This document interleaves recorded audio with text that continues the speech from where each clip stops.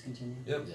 So I did go to psychic school for it. I have psychic abilities. I'm clairvoyant, claircognizance, which means I can see, I can hear, I can just know, I feel. I have the gift of discernment of spirit. I can know if a spirit is evil, not evil, if it's from this world, if it was once here before, if it's stuck. We also do house and land clearings and blessings, which a lot of times you deal with spirits when you do that. I mean, that's Are you able to do, are you able to find things about a location or a house by card readings of some sort, or no? card readings? Mhm. I've never used cards. I just kind of go in and just connect with spirit in the ways that I've been taught and just pick information up from that way. I always make sure I go in dry. Where I, not knowing anything, it's very important so I'm not influenced. I do cards. They're sacred path cards, but what they are is that it's this discovery of self through native teachings. I have not used that for a site, and I don't think I would need to, or I would. It wouldn't make sense. Yeah. Talk a little bit about what you do for people one-on-one too. If someone wanted to sit down with you and you wanted to contact. Oh, that's Just so they spirit have- just so they have an communication. ability People to use the words medium and a reading, but that's not what I was taught. The correct term, the way that I was taught, is it's a spirit communication, what I would call a loved one forward, and communicate with them and bring through 7 pieces of evidence. The way that I was taught is through evidential mediumship, is what it was called. It's very important that I bring evidence through. So the sitter, the person I'm working with, and the spirit as well, beyond a shadow of a doubt, and myself knows that I'm speaking to the right spirit. And we're new to working with Ray and Tracy and RTL Paranormal. Yeah, that's a whole story unto In itself, yes. But yeah, I brought him in because somehow I was just drawn to Wendy, and then that's how I met Wolf. And we did a location, we did a cleansing.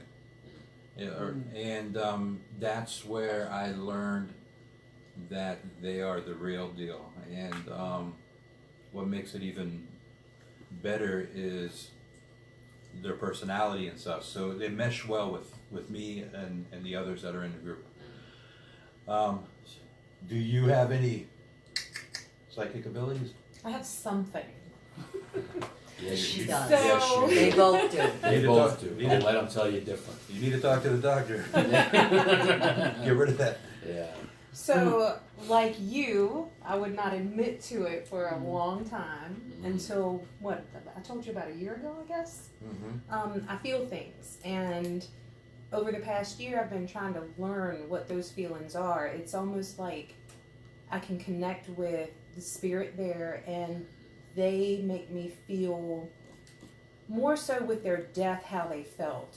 And it seems that I connect more with their death than how they lived.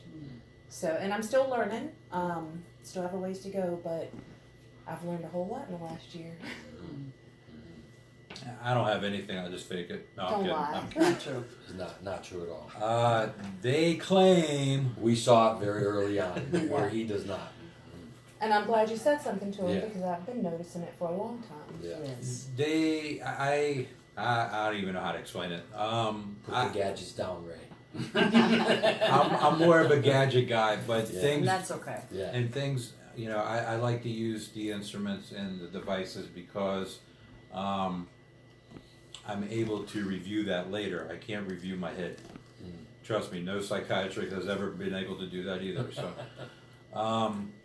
but I guess things pop up into my head. I feel emotions, sometimes really strong, to the point where I'm very uncomfortable about it. But nonetheless, I guess you could say, if you had to like put a title to it, I guess I'm an empath of some sort. But I don't like leaning toward one or the other. I want to be right in the middle, and because I feel like if I say, oh, I'm an empath, well, I'm going to rely on that and not rely on anything that I've captured on my devices or anything. So I try to be as right down the middle as possible when it comes to investigating. So, you know, I don't even like talking about it when it comes to me. He's still learning. Yeah, I'm still learning about it. So, one of the times I guess that it really sunk into my head that it did happen was the time that Wendy, Wolf, and myself, we did a cleansing. That was the first time I actually did something with them. That was first time we met, right? First time we met. Yeah. And I found something in the basement, and I went and I told them, and they told me to put my hand where, you know, the thing that I found, and close my eyes and just kind of like let everything out, let everything go, just free everything, let just the first, and then I don't know, just easy, intense thoughts just popped into my head, and I started crying like a girl at a Justin Bieber concert, and that never happened to me before. I mean, the image was in my head, and I guess to validate it, we brought it up to the homeowner, and they pretty much more or less said that they just nodded their head in agreement as if that's what happened. They didn't really want to talk about it. Yeah. So, so that's my experience with this kooky psychic ability stuff. But One of your experiences. yeah, one of my. Shh. We got to get them to get us for the TV show first. You can't just spill everything out. One cool story about a hunt that we did. We'll talk about the St. John Episcopal Church in Hopewell, Virginia. That was the first time Wendy and Wolf actually investigated with us for the first time. And we had a newspaper reporter at the church that interviewed us. And so he was part of the investigation as well. He followed us around for a while. But Wendy and Wolf were able to go into the church part where the altar and the pews are and all that. So I'm going to let you tell it.